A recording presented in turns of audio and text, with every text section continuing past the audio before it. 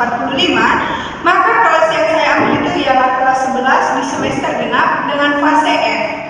Kemudian alokasi waktunya sesuai dengan arahan dari Bapak bahwa RPP ini dibuat untuk satu kali pertemuan, yaitu dalam satu kali pertemuan terdapat 45 menit. Kemudian tahun pembelajarannya yaitu tahun ajaran 2025 sampai dengan 2026.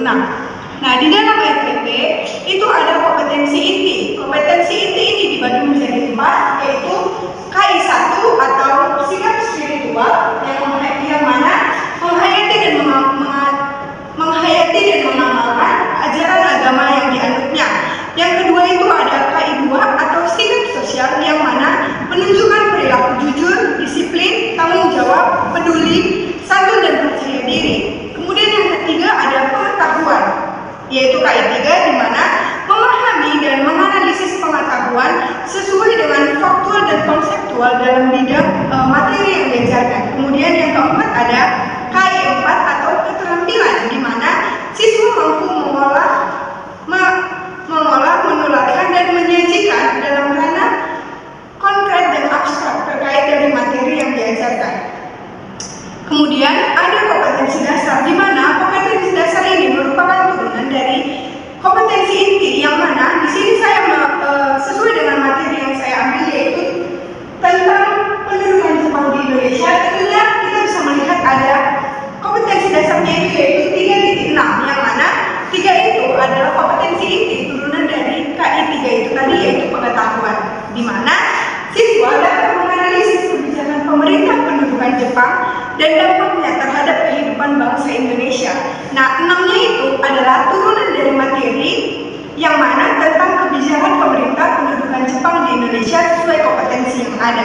Kemudian nih, yang kedua itu 4.6. Tentunya kita harus mengingat KI4 tadi adalah keterampilan di mana siswa dapat menyajikan hasil analisis tentang kehidupan sosial, ekonomi, politik, dan bangsa Indonesia pada masa pendudukan Jepang. 6-nya itu adalah materi yang saya turunkan tadi yaitu tentang pendudukan Jepang di Indonesia dilihat dari segi kehidupan sosial, ekonomi, politik, dan juga pada masa pendudukan Jepang. Kemudian ada yang keempat yaitu tentang indikator pencapaian kompetensi, di mana indikator pencapaian kompetensi ini adalah ruang besar sebelum turun menjadi tujuan pembelajaran yang mana ada 4 pada materi yang saya ambil. Yang pertama tentang menjelaskan latar belakang masuknya Jepang ke Indonesia.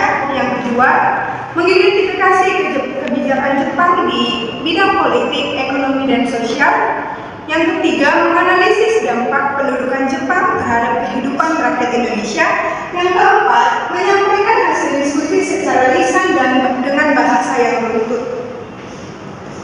Kemudian baru turunlah dari indikator pencapaian itu menjadi beberapa pokok-pokok tujuan pembelajaran, yang mana tujuan pembelajaran ini sering kita lihat pada saat awal memulai bab, di mana ada tujuan pembelajaran pada awal halaman di bab tersebut.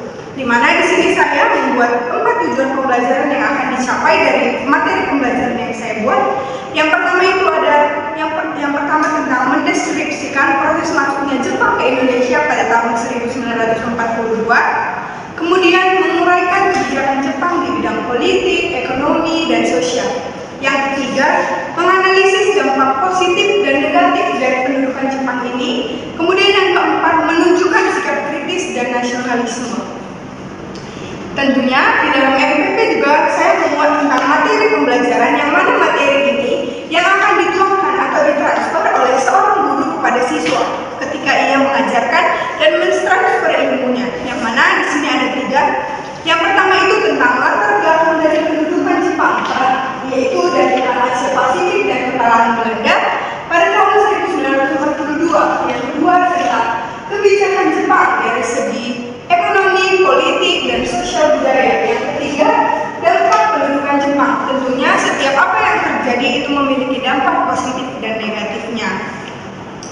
Kemudian ada pendekatan dan metode. Tentunya saat kita ingin mengajar dan mentransfer ilmu, semua siswa itu tidak sama-sama karakteristiknya. Kita harus bisa melakukan pendekatan yang sesuai dengan materi yang kita ajarkan. Nah, di sini saya memilih pendekatan saintifik, di mana pendekatan ini adalah pendekatan yang mengarahkan siswa untuk lebih berpikir kritis dan dapat menghasilkan dan mencari sendiri hasil dari bagaimana ia dapat memecahkan suatu materi. Kemudian saya menggunakan model discovery learning yang mana kita tahu adalah model discovery learning ini cocok agar melatih siswa lebih kritis untuk mendapatkan suatu informasi baik melalui media sosial, baik melalui YouTube, baik melalui TikTok, di mana mereka dapat belajar secara mendalam sebelum guru menekankan pembelajaran lebih mendalam lagi. Mereka sudah mencari ilmu-ilmu itu untuk memecahkan pembelajarannya. Dan di sini saya menggunakan metode, yaitu ada metode ceramah, interaktif, diskusi, dan tanya jawab. Tentunya metode-metode ini dapat dikombinasikan untuk menghasilkan bagaimana pembelajaran itu menjadi lebih terarah, fokus, dan juga tidak membosankan. Kemudian media dan sumber belajar yang saya gunakan itu tentunya saya membuat media gambar rumusah dan peta pendudukan dan juga menggunakan PPT atau slide presentasi. Kemudian sumbernya itu tentunya dari buku pelajaran Sejarah Indonesia kelas 11 dan dokumentasi sejarah tentang pendudukan Jepang di Indonesia. Nah, kita masuk ke langkah-langkah pembelajaran.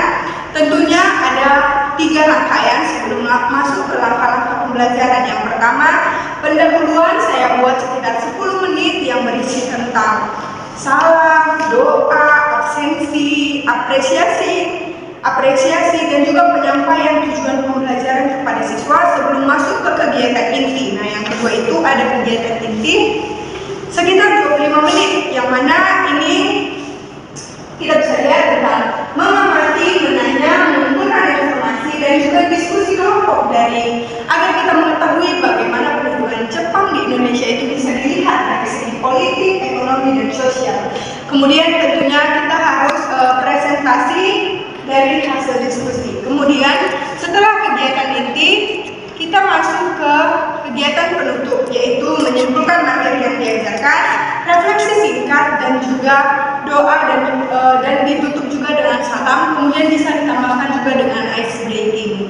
Kemudian tentunya yang paling terakhir itu setelah kita melakukan sebuah pembelajaran, kita tentunya harus melakukan penilaian, yang mana penilaian itu bisa dilakukan dengan 3 rangkaian atau 3 jalur penilaian yang dilakukan. Yang pertama sikap, itu kita observasi dari mana sikap saat kita menjelaskan, saat kita belajar mengajar, saat bagaimana kegiatan belajar mengajar dilaksanakan di dalam kelas tersebut. Yang kedua dari pengetahuan, yang mana kita mengukur sejauh mana pemahaman siswa-siswa kita saat materi berlangsung dilihat dari tanya jawab dan diskusi belajarnya. Kemudian yang ketiga dari keterampilan bagaimana sang presentasi kelompok yang menyampaikan materi dan juga dapat merespon dan menjawab pertanyaan dari teman-temannya dan bagaimana sikap percaya dirinya dalam menyampaikan materinya. Kemudian yang paling terakhir ada remedial dan pengayaan, yang mana pengayaan digunakan untuk siswa yang mendapatkan nilai sudah di atas KKM, tapi ini ditingkatkan lebih banyak lagi. Kemudian yang remedial bagaimana siswa saat belum mampu untuk menjawab dan nilainya itu belum memenuhi standar KKM.